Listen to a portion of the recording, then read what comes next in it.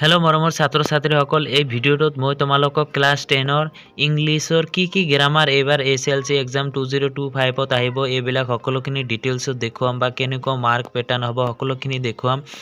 তো তোমালোকে ভিডিঅ'টো স্কিপ নকৰিবা, স্কিপ নকৰিলে একো বুজা নাপাবা। তো ভিডিঅ'টো দেখি থাকা।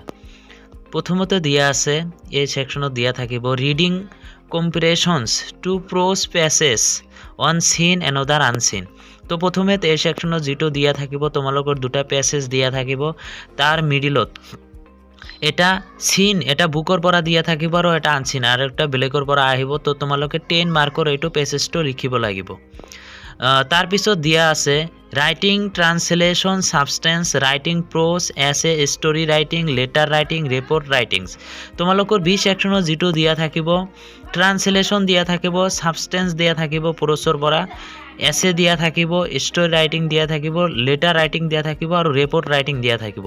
তো তোমালোকে ইয়াৰ পৰা টোটাল মাৰ্কখিনি পাই যাবা। তাৰ পিছত সি সেকশনত দিয়া আছে grammar all the grammar options of class 9 and determiners, tense, forms, voice, narrations, prepositions, vocabulary, synthesis of sentence, verb phrases, sentence corrections, classes, models, etc.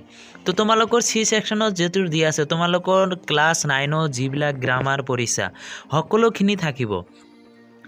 ডিটাৰমিনিস্ট tense, voice tense, narration, প্ৰিপজিশ্যনছ, ভেকুবুলাৰী যিবিলাক পঢ়িছা টোটালে গোটেইখিনি থাকিব, ভাৰ্ব ফ্ৰেজেছ থাকিব।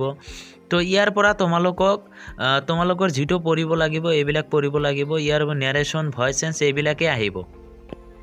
তাৰ পিছত তোমালোকৰ টোটাল মানে ইন্টাৰনেল এছেছমেন্ট কেনেকুৱা হ'ব এইটো মই তোমালোকক দেখুৱাম।